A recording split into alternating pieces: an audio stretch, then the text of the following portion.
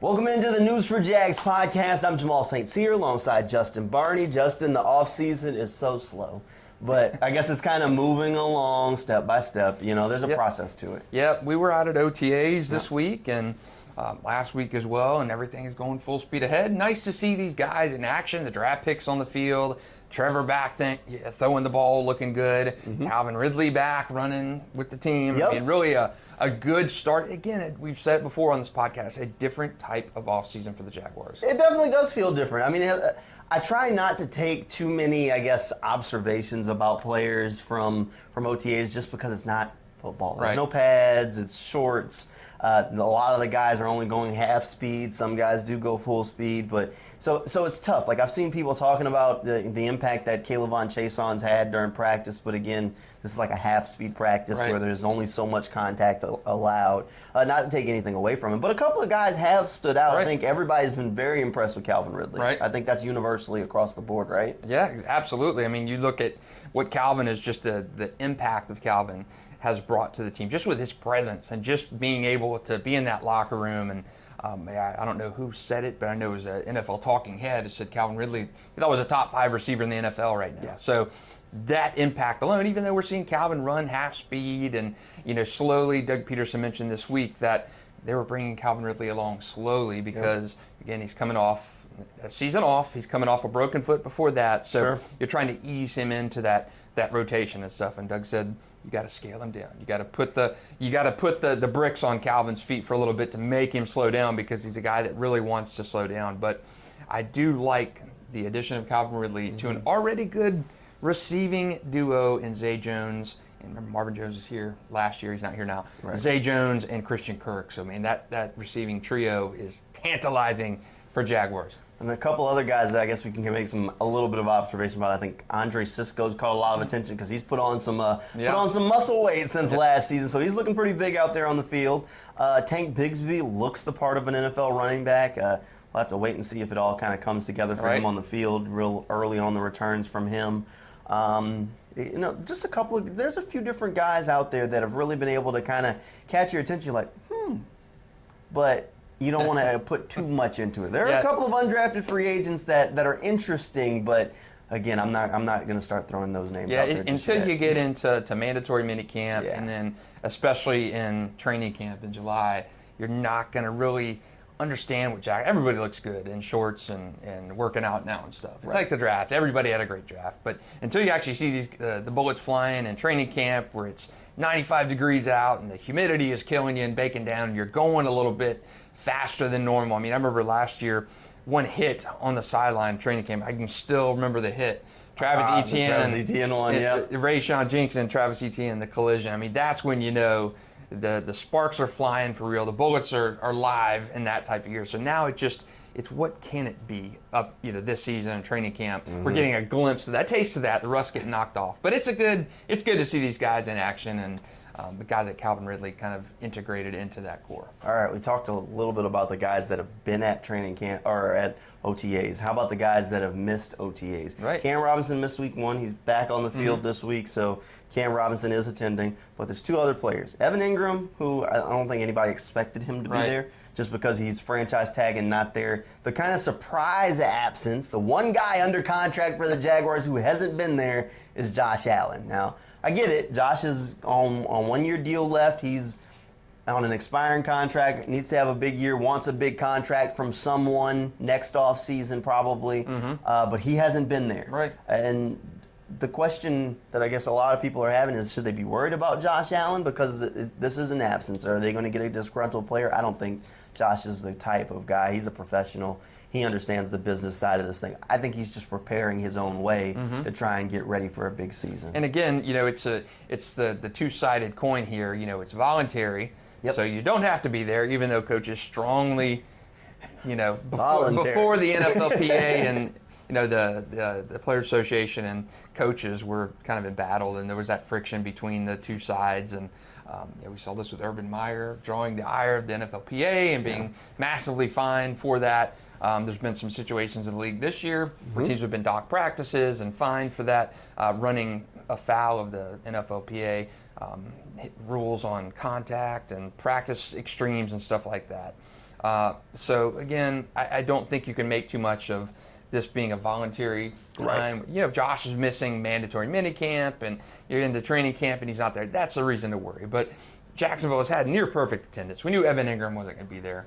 Cam Robinson was gone the first week of OTAs. Yep. And Josh Allen. So again, I don't look at a Josh Allen missing right now as a bad situation. Again, it's giving a guy like Caleb Jason time to get in the mix and get some reps and maybe see if you could salvage a Caleb from that situation. So you know, Caleb is a guy who's got a lot to live up to. He's probably going to play somewhere else next year, but hey, he can get some value back for himself and be a missing piece for the Jaguars in the pass rush situation. So we'll talk about that more in a minute. But I think it creates an opportunity for a guy like Caleb. It definitely does. I mean, any extra reps are good for these guys.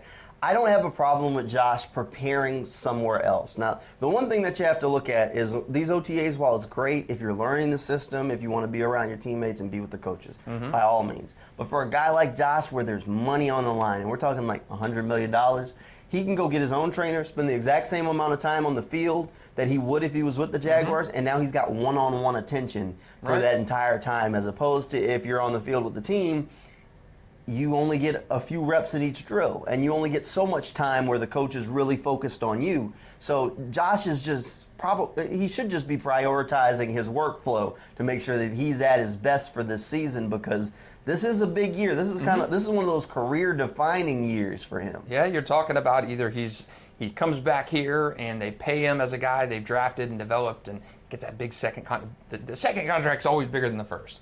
So if you're Josh Allen, you can parlay this year, a consistent year, into something that's a 4 or 5 year contract in that 100, that massive contract kind of range that these players, these first round picks, are hoping to see in that second contract.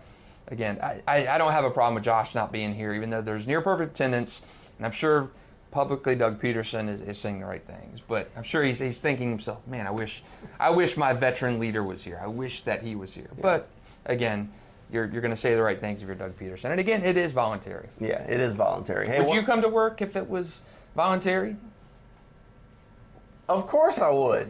Why wouldn't I? I mean, ask yourself that. If you're Jamal St. Cyr and you were given the opportunity of saying working at home, or maybe, so I think they're put that in your situation. So would you work at home, Jamal, or would you be at the studio with your colleagues? That is a different way of putting it. It's a tough one. So that puts you in a little bit of a bind. Yep. So I think if it's not voluntary at this point, I don't have it. I think it helps guys like Caleb Jason. I think in a situation like this, tight end Brenton Strange can get some different reps. I think it helps different Jaguars who may not be, once mandatory minicamp comes in and are not getting those first team reps. So I think it definitely helps a little bit. And the big question is, once mandatory minicamp does roll around, is if Doug Peterson's even going to ask the veteran players to be there. Because last year, he saw enough during OTAs. He was so proud of the attendance and the effort that the guys gave that he gave all the veteran players off for mandatory minicamp. And then that basically was just a glorified rookie minicamp. Right. And I asked him about it on the before the first OTA. I said, what do you need to see from the guys to give them that minicamp off again? And he basically said, I just think that this time is so important, and that giving players time to prepare for camp and prepare for the season is so important. So as long as they show up with effort and leadership, that's just kind of the process that I believe in the workflow that he wants to go with. So it sounded like he's kind of leaning toward, he has such good attendance, as long as the guys are taking care of their business, he's very likely going to turn mandatory minicamp into a glorified rookie mandatory minicamp for all of the young players. So if he does that again, then you still don't have to worry about Josh showing up, because Josh you'd think would be still considered in the veteran group even though he wasn't here. Right, and I think, again, if you're Doug Peterson, you trust Josh Allen. You know he's a leader. Same thing they've said about Evan Ingram. You know he's a guy who's getting his reps in. You know he's working out on the side, even though he didn't sign that franchise tag. I think he signs and he's in camp by the time it comes around. But if you're Doug Peterson and you've got 90 players allowable in there, you've got 88 in camp, that's pretty darn good attendance at this time of year.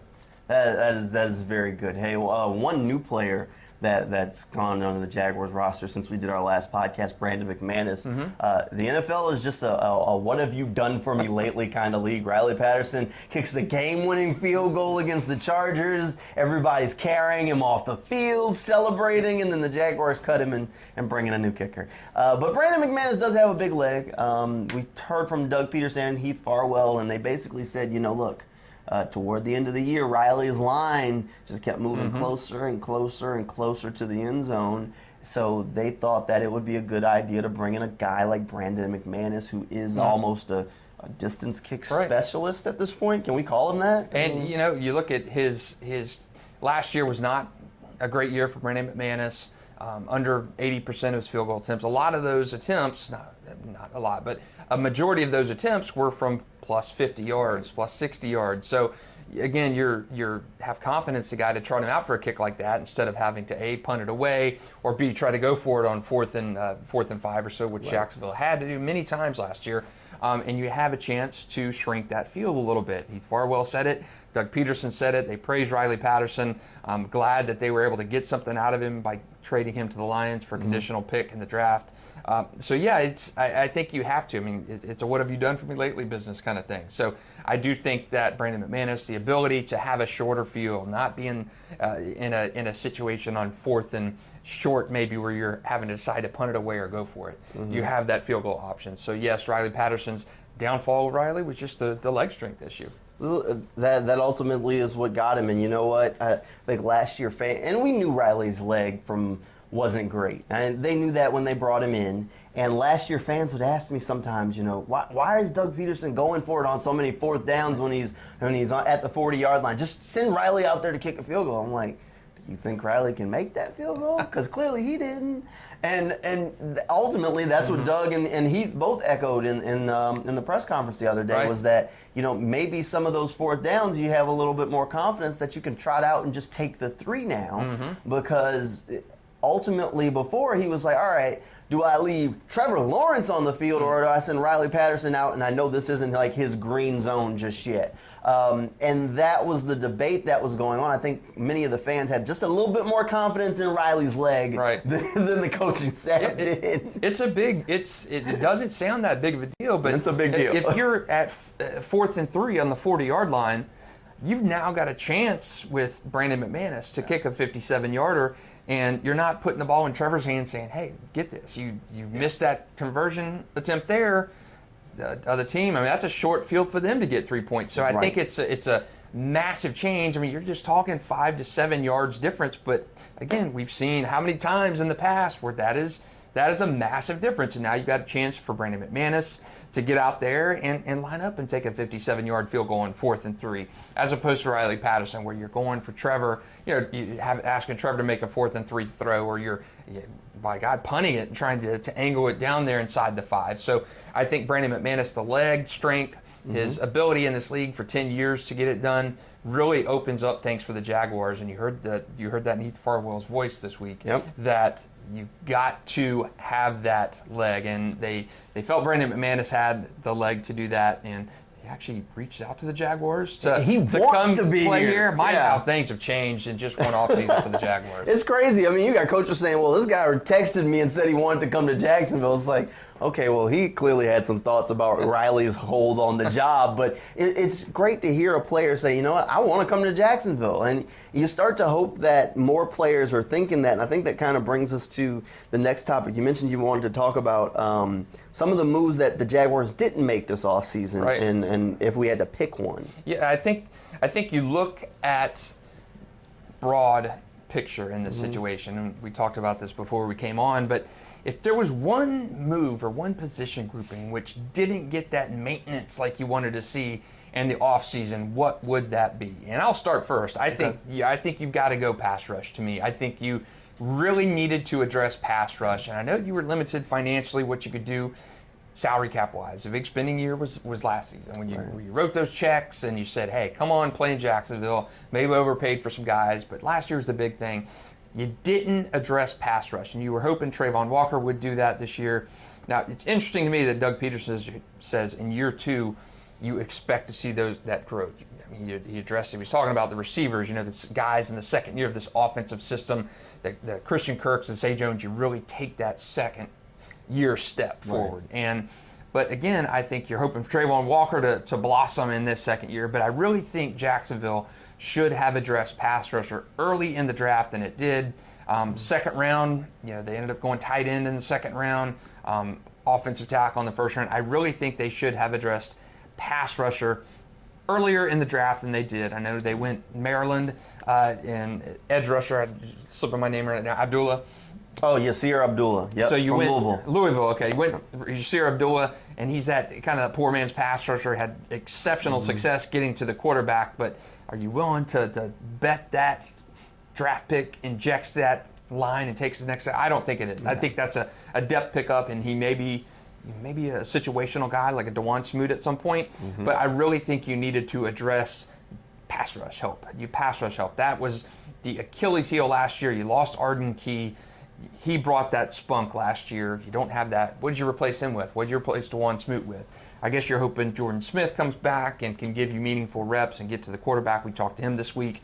He's excited about being healthy and getting back into that. There's some free agent options still on the market. Yannick Ngakoue back in Jacksonville, perhaps.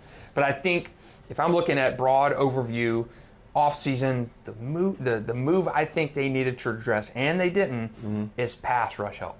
Yeah, I don't think I can dispute that very much. I think pass rush would be the top of my list. The one thing I would say is that there's still time on that. I think you mentioned Jan, Frank Clark's still out there, Jadeveon Clowney's still out there. All these guys can come in and help that pass rush room. And I do think that they are expecting Trayvon Walker to take a big step forward. So I do think that pass rush is the place. Just for sake of conversation, I'll also go a different direction, but I am going to stay on the defensive side of the ball. I'm going to go corner. I think slot corner is huge. Is like, if you start listing the starting unit for the Jaguars, the offense, you're like, all right, we're good. Here we go. You look at the defense and you're like, okay, from a starting perspective, we're fine. You look at slot corner and we're like, Trey Herndon, circle it. And there's a problem there. Jaguars fans, you've seen Trey Herndon play. And this is not a slight at Trey. Trey is a solid player for the end of your roster. He's going to give you special teams. He's smart. He's a great locker room guy. He's been about in the league, undrafted free agent. Great story. Right. Not saying cut him. Just don't start him. That's all I'm saying, is that he shouldn't be in your starting lineup. Somebody gets hurt, by all means, I get it. Send Trey in there. He's an exceptional guy to be that third string kind of guy. I remember in 19, when I first got here, and keep in mind, I was coming from Chattanooga, so I knew who Trey Herndon was because he's from Chattanooga. And I had actually met him there doing some charity work before. So I'm like, oh, man, this is cool. I'm going to get to talk to Trey again. And I remember going through preseason, and there were at least 2 preseason games where Trey Herndon led the team in tackles for those games. You never, ever want your corner to lead the team in tackles, because that means he's giving up catches and he's just close enough to make the tackle. No. So, Trey, that's my problem. They needed a slot corner. I don't know where you want to get it from. There's still a couple of guys on the street, but some of those slot corners that are going to be starters elsewhere didn't cost that much. And I know Trent Baalke can say that, oh, well, we won a bunch of games with Trey. You did. You also gave up a bunch of yards. True. That's true. Again, I think these almost dovetail together because of pass rush, addition of pass rush helps secondary. Helps Trey Herndon. So, I mean, overall, when you look at this team, and you really look at it, you have to think from the perspective of the offense is the strength and the defense is where there has to be improvement. I mean, last year the defense was good for stretches. They were turnover machines, but they were giving up yards. They were hemorrhaging yards. Yes. But they were able to get turnovers, which is all that mattered ultimately, because the turnovers make the difference. You can give up yards if you'll get the ball back. But there were games where those turnovers dried up and the defense just wasn't very good. And now here's the thing. Here's the flip side of this. The offense is good. If I told you that the Jaguars offense scored 30 points a game, you'd say that that's realistic? Yeah. So I would say, I would say a tick under 30. A tick under 30. 27 would be good. All right, 27. Okay. So let's say the Jaguars offense scores 27 points a game. It's realistic to think that Trevor Lawrence and this offense should be able to chew up yards and put points on the board. Agreed. So that puts the other team in positions where maybe they're playing from behind or playing keep up. You have to start thinking about building the defense the same way that maybe the Colts did back when they had Peyton Manning. Pass rush. I'm not saying exactly the same way, but you just got to start prioritizing things that winning and leading teams with these passers. Like, think about the Chiefs. They invest in pass rush. They go get speed rush guys because they're like, no team's going to be able to contain us enough to play ground and pound with us for 4 quarters. Right. So that's why when they do get in those games, like the Chiefs could struggle against a team like the Titans. If the Titans can hang around, they'll run Derrick Henry right down the throat sometimes. But that you got to start thinking, they have to start thinking that way and building that way. And the Jaguars don't have those pass rushers, and you also have a liability in your secondary.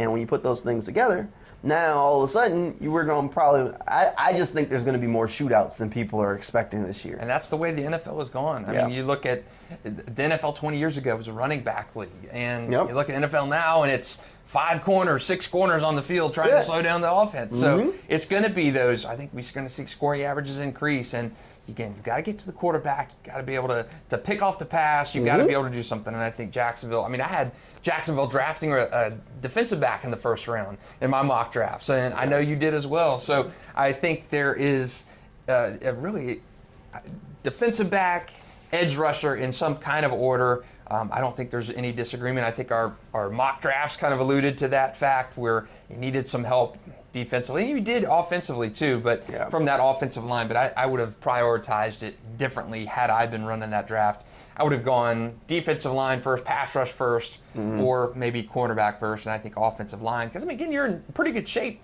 offensive line. You're playing for the future for the offensive line with Anton Harrison. But I do think that defensively should have probably been with one of those 2 positions. Because, again, I had cornerback in the first round for me as well in my mock. So I think defensive line, edge rusher, cornerback, I think that grouping as a whole was not really addressed in the offseason. But again, Jaguars were maintenance kind of off-season mode after having spent so much last year. So you didn't have the money to go out and spend and get a big pass rusher. There's still some guys, maybe a Jan reunion. I would not be disappointed in that. No. You know what you're getting with Unique and Ngakoue? You're going to get 7, 8 sacks, and that's going to be fine. And that replaces the Arden Key. That replaces maybe a little bit of Dwan Smoot, too. So that could be an option. You get a guy like Jan. You get a guy like Jadeveon Clowney.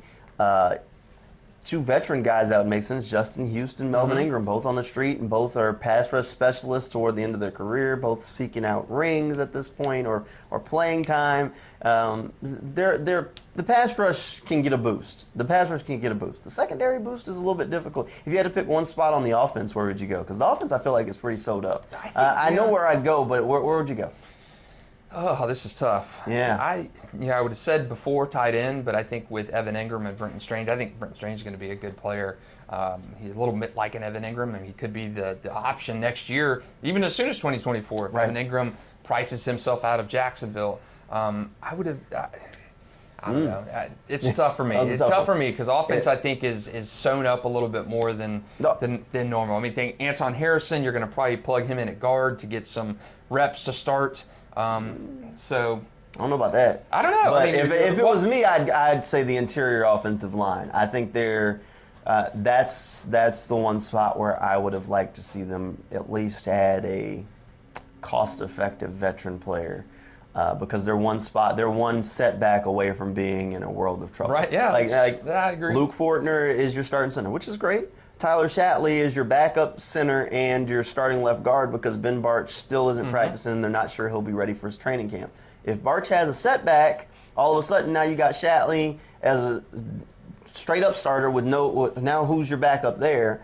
And you got Brandon Sheriff, who's had injury problems in his career.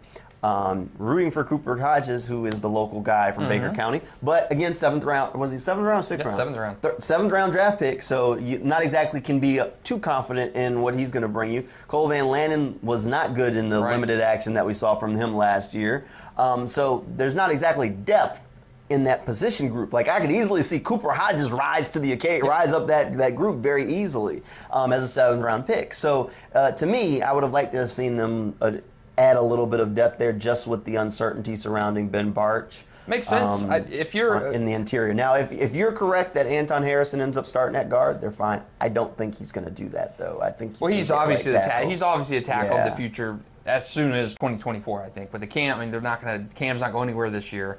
You know, we still haven't heard a ton about suspension. Right. You know, let's say week 7. That offensive line is full strength. We'll just say Cam Robinson's gone for 6 games, right? Sure. 6 games is what's been reported. Let's say 6. Okay. Walker Little at left tackle to start. Yep. Anton Harrison at right tackle to start. Right. Okay, so that's the tackle situation. Week 7, okay, you get Cam back in the situation. Does he go into left tackle, Walker to right, and Anton on the bench, or does Anton slide into a guard spot? I mean, what do you do in that situation? Who sits in that? I think you leave Cam on the bench at that point. If Walker's playing well, I think Walker at that point has a 6-game audition for the job. Yeah. Okay. I think Walker has a 6-game. If Cam is suspended for 6 weeks, I think ultimately Walker has a 6-game audition. If Walker struggles, then you send him back to the bench or you shuffle the lineup if you need to. But if Walker locks down that tackle position like some people think he can and will, then I think Walker's your starter. And again, Anton has a 6-game audition. Yeah. The problem becomes that Cam has also never played right. And not in his career in the NFL. He's always been a left. Mm-hmm. So he's probably a little bit more comfortable with it than Walker. But you start trying to shuffle all these pieces on the offensive line midway through the season where it's really going to depend on how those first 6 weeks go. Like if they roll out of those first 6 weeks and they're rolling, like 5-1 rolling, they ain't changing the offensive line. Cam, go sit down somewhere. You good. And even if they come out of the first 6 weeks and they're 3-3, but Walker Little and Harrison both look good, Cam will sit on the bench. And that's a 6-game audition. That's the tackle pairing for 2024. Cam Robinson's not coming back in 2024. No. It's going to be Walker Little at left, Anton Harrison at right. And I did see a lot of Anton Harrison in OTAs this week working at right tackle. So Walker at left, Anton at right, Cam Robinson still this is first week back in OTAs. Still don't know where he is medically. Toward that meniscus last year. But all things considered, at worst in week 7, health, presuming health is a good situation, sure, you're going to have one tackle on the bench who can come in and play. And that's whoever that's going to be. You mentioned it's going to be determined by those first 6 weeks. I agree with that. Yeah. But you're going to have one tackle coming off the bench who's going to be pretty darn good. Hey, that's a good problem to have. Yes. And you know what, Jag Twins? You can take solace in the fact that the Jaguars have good problems to have at a lot of positions. So it should be a fun ride this year. Next week we'll be at another OTA, and then right after that we flip the script to minicamp. So we'll have plenty of coverage coming your way over on News4JAGs.com and on News4JAGs. But that'll do it for this News4JAGs podcast, and we'll see you next time.